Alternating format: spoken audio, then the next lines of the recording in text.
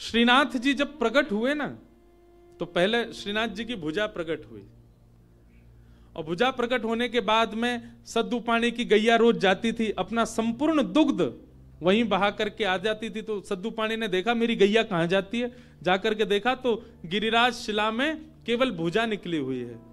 सद्दू पानी ने जब पूरा बाहर निकाला तो श्रीनाथ जी प्रकट हो गए इसी कलिकाल में।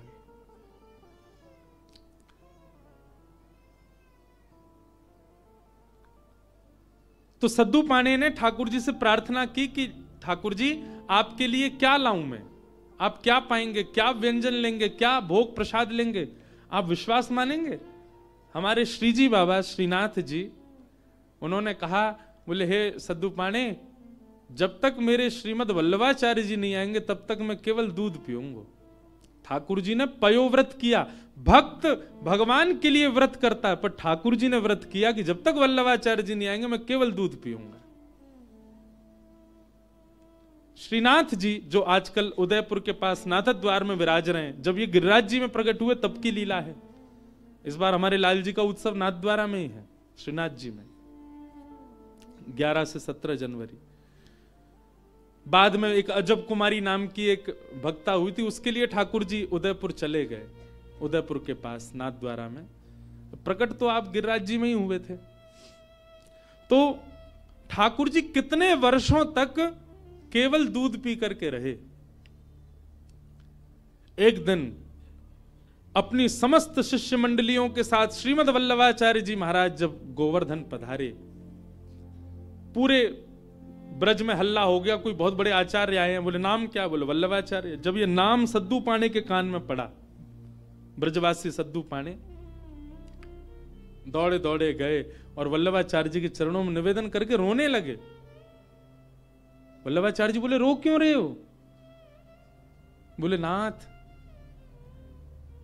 भक्त को व्रत करते देखा है मैंने, पर इस जन्म में मैंने भगवान को व्रत करते हुए भी देखा है। हमारे इस गिरी कंदरा से साक्षात गोवर्धन नाथ जी का स्वरूप श्रीनाथ जी प्रकट हुए। मेरी गैया को दूध नित्य पियो करते, मैंने उनसे निवेदन किया कि आपको कहा भोग धराऊं। समोसे बोले मैं तो दूध ही पीऊंगा। मैंने कि कब तक दूध पियोगे? बोले जब तक वल्लभाचार्य जी नहीं आएंगे तब तक दूध ही पीऊंगा। भक्त ठाकुर की प्रतीक्षा करे ये तो सुनोगे हो, पर ठाकुर भक्त की प्रतीक्षा कर रहे हैं। हे नाथ, मेरी आप से प्रार्थना, जल्दी मिलो ठाकुर जी से और जल्दी अन्न पवाओ ठाकुर जी को। श्रीमद वल्लभाचार्य, आप सबने चित्र देखा होगा निश्चित ही, अगर कोई श्रीनाथ जी से या हमारे गोवर्धन नाथ जी से परिचित है, वल्लभाचार्य जी के भाव में है। सद्दू पाणी ने आवाज लगाई, लालन हे श्रीजी बाबा देखो श्रीमद वल्लभाचार्य पधारे हैं। और ऊपर से नन्हे से गोपाल जी, 4 वर्ष की अवस्था के गोपाल जी, 2-4 दतुइयां निकली हैं बस, गोल मटोल लाला घुंघराले केश हैं, वही श्रीनाथ जी। ऊपर गिरी कंदरा से नीचे देखते हैं श्रीमद वल्लभाचार्य जी को, वल्लभाचार्य जी ऊपर देखते हैं ठाकुर जी को, और दौड़े वहां से ठाकुर जी, यहां से वल्लभाचार्य जी, और मध्य गोवर्धन में दोनों ने गाढ़ आलिंगन किया एक दूसरे का। ये चित्र देखा होगा आपने वल्लभाचार्य जी, और नहीं देखा हो तो गूगल पर देखना, वल्लभाचार्य जी श्रीनाथ जी मिलन पिक्चर, ऐसे ठाकुर जी ने आलिंगन कर रखा वल्लभाचार्य जी को, नेत्रों से आंसू गिर रहे हैं। वल्लभाचार्य जी बोले ठाकुर जी आप क्यों इतने श्रम में रहे, कुछ पाया नहीं?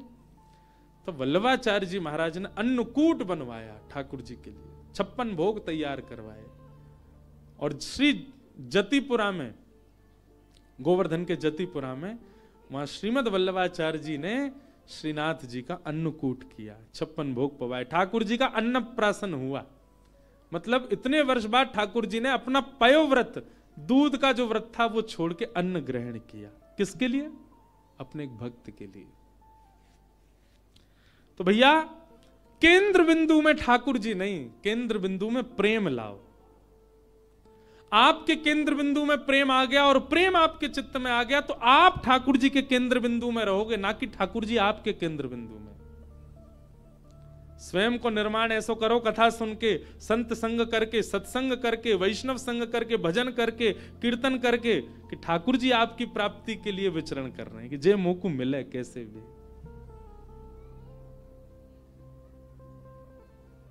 आज से आपके भजन साधन में उद्देश्य भगवत प्राप्ति नहीं, प्रेम की प्राप्ति हो।